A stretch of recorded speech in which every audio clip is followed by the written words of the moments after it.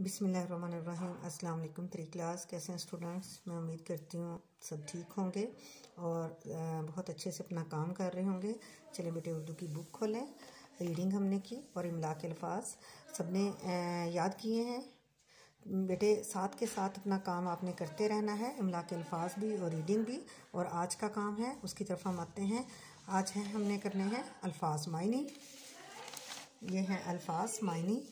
मैं आपने margin line लगानी है कॉपी पे, दिन और तारीख लिखनी है।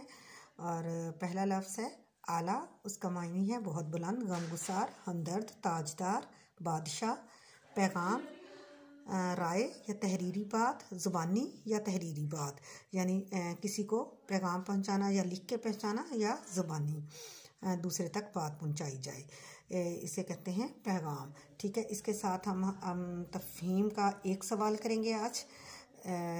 यह है नात की तारीफ़ क्या है? जवाब है इसका ऐसी नस्ब जिसमें हज़रत मोहम्मद सल्लल्लाहु अलैहि वसल्लम की तारीफ़ बयान की जाए नात कहलाती है। ठीक है जी, अल्लाह हाफिज़।